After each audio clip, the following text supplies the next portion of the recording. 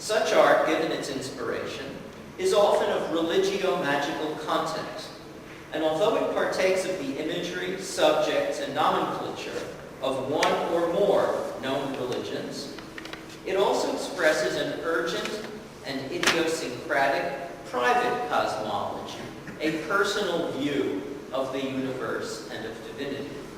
Many outsider artists then produced their work in mental asylums, institutions in which many prophets and most shamans would have found themselves imprisoned too, had they the misfortune to live in modern Europe or America. Until the 1920s, the drawings and paintings of the insane were not recognized as art, were generally destroyed, and were at best tolerated as a kind of therapy and sometimes preserved in medical records.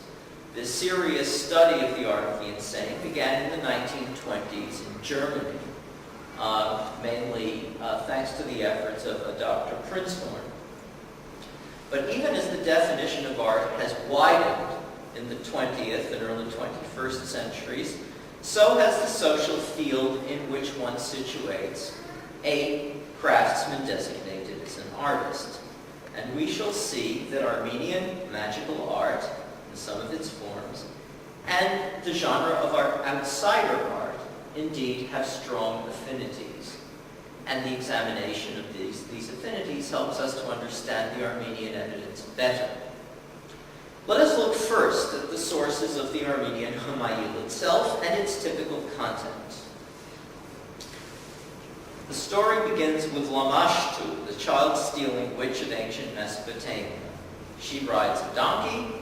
She's a fearsome lion-headed monster with a woman's body and a bird's claw-like feet, grasping a serpent in each hand. At her breasts, she suckles a black dog and a pig.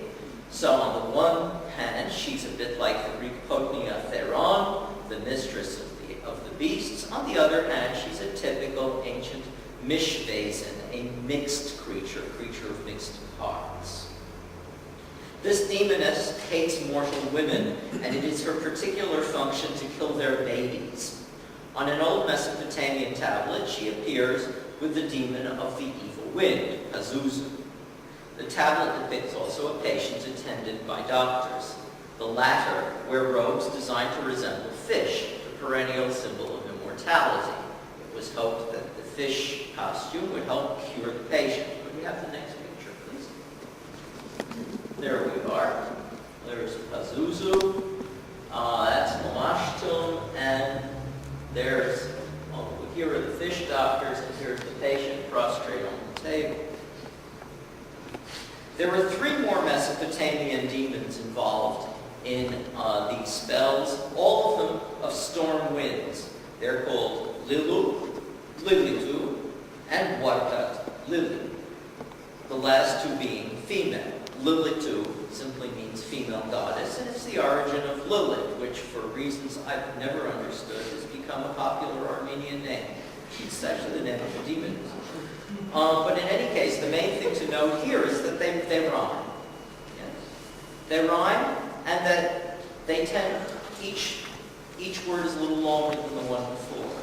That's not good. So they form a kind of a pyramid.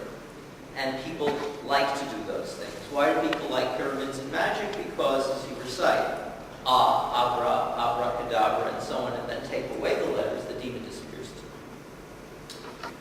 Now, these three fly through the air and find men whom they seduce, but their relations with a man are not of the kind he has with his wife, for they have no babies and give no milk. They're unfulfilled then, and bitter, and taking on the role of the first demon mentioned, Lamashtu, they attack women in childbirth. So this is the origin of the famous demoness of Jewish and Christian mythology, Lilith, the first wife of Adam. From Mesopotamia, she makes her way to the culture of the Phoenicians and the Canaanites on the Mediterranean coast. We have an incantation in Aramaic script from Arslan Tash in southeastern Turkey against flyers and stranglers. And it is given as belonging to one Sasom, son of Kedar. This enemy of the child-stealing witch, Sasom, the son of Kedar, will hound her across countries and ages down to our own time, becoming the open sesame of everyday American magic. And in the magical text of Hellenistic Egypt, Sasom's name becomes the Perso-Aramaic Sesingen Bar Farangus. And this fusion with things Persian is not at all unusual either, particularly when one considers that Persia was not only a great power at the time, but also the home of the Zoroastrian priests, the Magi, after whom our word magic gets its name. So in a Talmudic text, which blends Persian and Jewish themes, Lilith becomes the mother of the arch-fiend of the Avesta, Ahriman, the opponent of the good god of the Mazda. And the demon of wrath of the Zoroastrian Avesta, Aishma, appears in the Bible, in the book of Tobit, as the demon Ashmedai.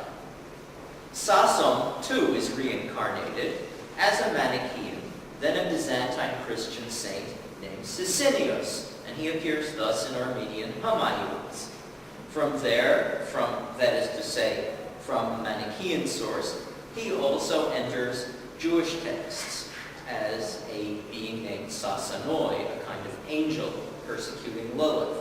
Lilith appears in incantation texts, and in the book of Isaiah, it is prophesied that various demons and inauspicious creatures, including hyenas, tawny owls, vultures, and Lilith, will dwell in the ruins of the enemy land of Edom. The Septuagint translates Lilith, strangely, as a mixture of a donkey and a centaur, perhaps in reference to the donkey ridden by Lamashtu, whom I've mentioned earlier. But the word can also have the connotation of a siren, and the nuance of Lilith, thus, as a temptress of men, may be there in the Greek as well. Amongst the texts found at Qumran on the Dead Sea, the Dead Sea Scrolls, from around the time of Christ, there is a scroll with an incantation against the punishment of childbearers and evil visitant, a demon. This is thus a scroll against Lilith. The peoples of the Near East lived in a magical universe fraught with demonic perils, against which magical practices, it was believed, were of effect. So there is a huge literature of spells and incantations in which the gods and demons of many nations rub shoulders, because if one was valid, then so was the other. Only theologians, and by no means all of them, saw any contradiction in simultaneous belief in an omnipotent, omniscient, holy good God, and then in a plethora of evil spirits acting with virtual independence, against whom one had to summon the help of saints and other beings. And the believer pleaded for aid against these evil spirits, to gods, or also to other demons, and to the saints and angels of Judaism and Christianity familiar to us now. He did not see in this any compromise of God's power. For the Jew or Christian, a prophet or a warrior saint might be understood to represent the divine host, to be acting out God's will, but to require an invitation.